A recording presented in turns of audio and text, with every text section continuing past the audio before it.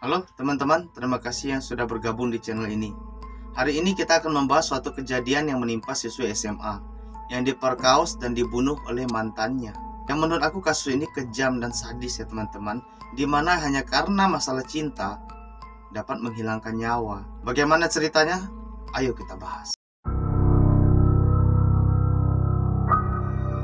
Feby Rizkika Mayastani lahir di Pekanbaru. Umur Feby sendiri tergolong cukup muda, yaitu 16 tahun. Feby bersekolah di salah satu SMA di Siak dan saat itu masih kelas 11. Feby ini tergolong anak yang cantik.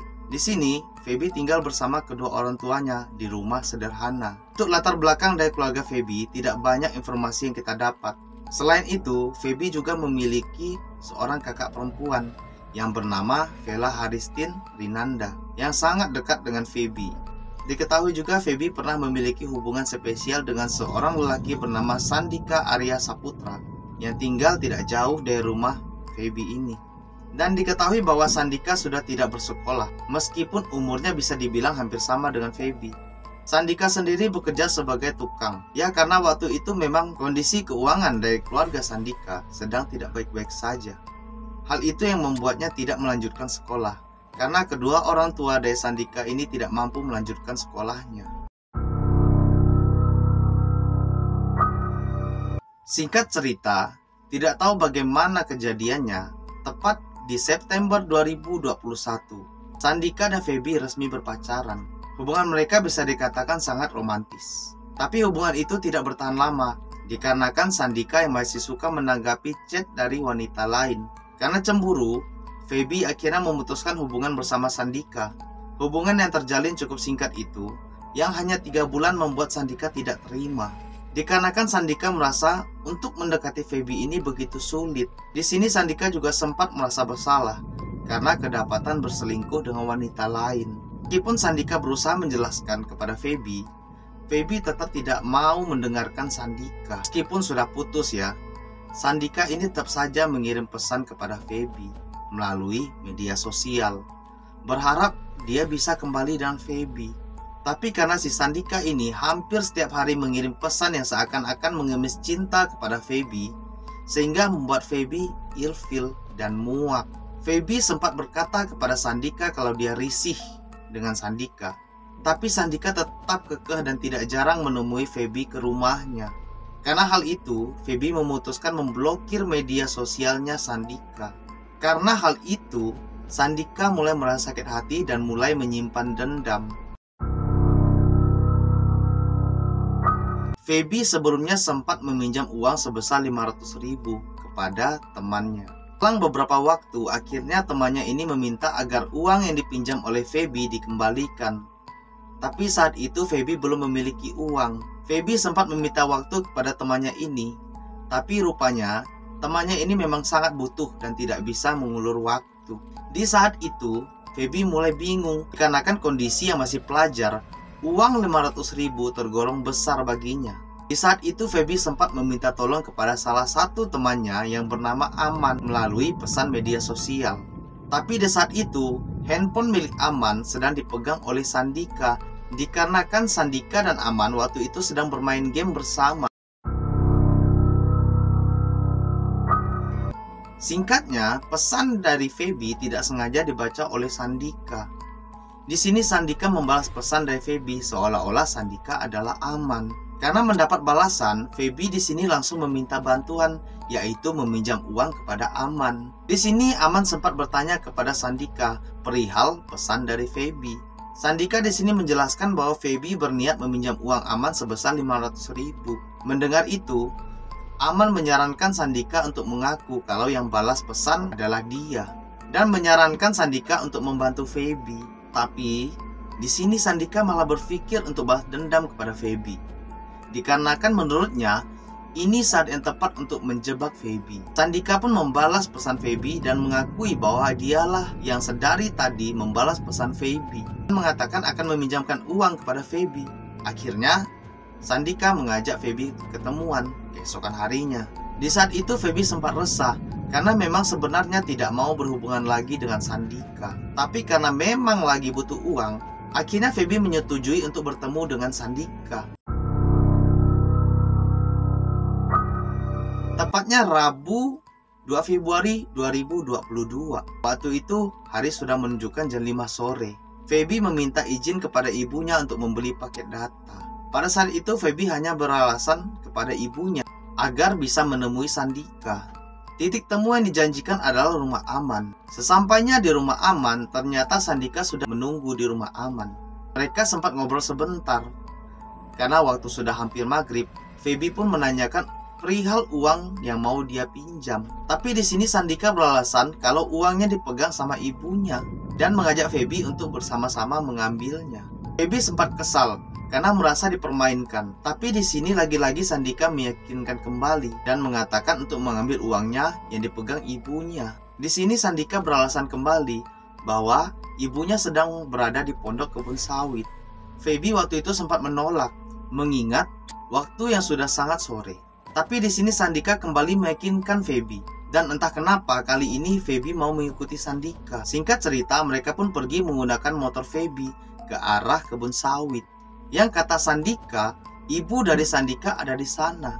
Sampai di kebun sawit, Feby mengatakan bahwa dia akan menunggu di motor. Sandika waktu itu hanya mengangguk dan pergi ke dalam kebun sawit, meninggalkan Feby sendirian.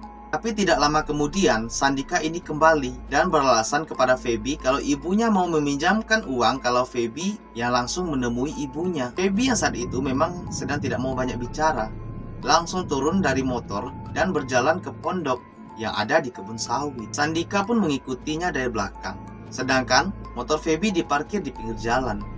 Sesampainya di pondok, Feby sempat bertanya kepada Sandika karena tidak melihat keberadaan ibunya Sandika di pondok tersebut. Sandika lagi-lagi berkata kepada Feby untuk terus berjalan. Tanpa menaruh rasa curiga, Feby terus berjalan. Tapi tiba-tiba Sandika langsung mencekik Feby dari belakang.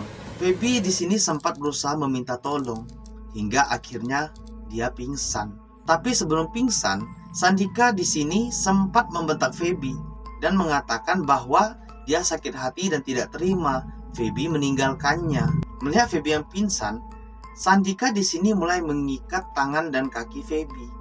Dia juga menyumpal mulut Feby dengan kain yang sudah dipersiapkannya sedari tadi. Di saat itu, hari sudah mulai gelap dan di saat keadaan gelap gulita, Feby langsung dirudal paksa oleh si Sandika ini. Parahnya lagi, di saat itu Feby tengah datang bulan. Setelah nafsunya terpuaskan, Sandika kembali mencekik Feby sampai kehabisan nafas. Setelah memastikan kalau si Feby ini sudah tidak bernyawa, Sandika dan kejam menyeret tubuh Feby dari pondok tempat dia merudal paksa Feby sejauh 20 meter ke arah kebun. Lebih parahnya, Sandika di sini dengan sengaja mengiris tangan Feby dengan sajam yang sudah ia bawa.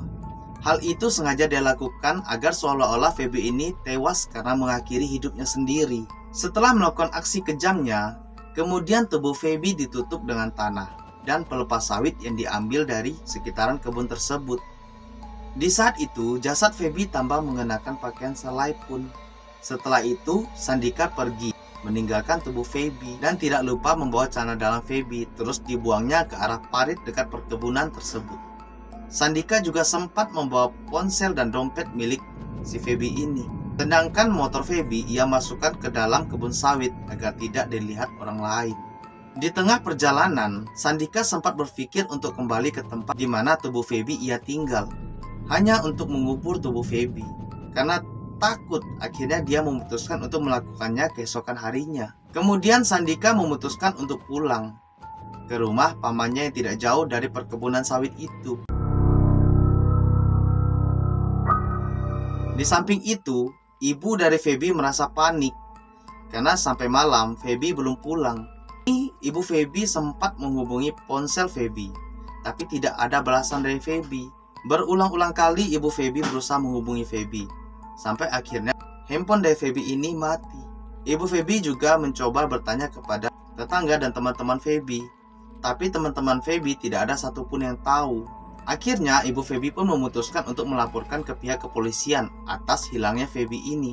Di sini pihak keluarga Feby harus menunggu 1 kali 24 jam karena menurut peraturan jika seseorang hilang harus menunggu 1 kali 24 jam baru bisa diproses. Keesokan harinya 3 Februari 2022, Sandika sempat meminjam cangkul kepada salah satu tetangganya. Setelah mendapatkan cangkul, Sandika kembali ke lokasi kebun sawit dan mulai menggali tanah. Tujuannya untuk menguburkan tubuh Feby. Saat itu Sandika menggali tanah tidak cukup dalam karena merasa tanah yang digalinya cukup keras dan dia juga kehabisan tenaga. Singkat cerita, tubuh Feby pun berhasil dikuburkan. Untuk menyamarkan kuburan yang dangkal, Sandika kembali menumpukan pelepah sawit di atasnya. Setelah itu meninggalkan tempat tersebut. Di sini polisi pun mulai melakukan pencarian, tapi di hari pertama belum menemukan titik terang. Pihak keluarga Feby di sini juga berusaha melakukan pencarian. Di saat itu kakak dari Feby juga sempat membagikan informasi kehilangan dari adiknya ini di media sosial miliknya. Setelah 5 hari pencarian, waktu itu seorang pekerja sawit tanpa sengaja menemukan gundukan tanah yang ditutupi pelepah sawit. Dari gundukan itu mengeluarkan aroma yang tidak sedap. Petani itu sempat tidak menghiraukan gundukan tersebut dan melanjutkan memanen buah sawit. Karena penasaran, petani ini beserta istrinya mendekati gundukan itu. Setelah mendekat, mereka pun terkejut karena melihat lutut manusia menonjol keluar. Mendapati temuan tersebut, mereka pun panik dan memanggil warga setempat. Singkatnya, para warga pun ke lokasi tersebut. Setelah gundukan dibongkar, terlihatlah tubuh manusia yang dalam kondisi hampir membusuk dan dengan keadaan tanpa busana. Akhirnya, temuan tersebut dilaporkan kepada pihak kepolisian. Pihak kepolisian yang mendapatkan laporan tersebut langsung menuju ke TKP dan mengamankan lokasi tersebut. Setelah jenazah tersebut dievakuasi dan dilakukan otopsi, barulah diketahui bahwa jasad tersebut adalah Feby yang sudah 5 hari dikabarkan menghilang. Di lokasi kejadian, pihak kepolisian juga banyak menemukan barang bukti. Setelah diidentifikasi, pihak kepolisian mulai menemukan identitas pelaku yang mengarah kepada seseorang yang bernama Sandika. Polisi kemudian mendatangi rumah kediaman Sandika dan langsung meringkusnya. Salah satu tetangga Sandika juga mengakui bahwa beberapa hari lalu Sandika sempat meminjam cangkul dengan alasan menanam sawit.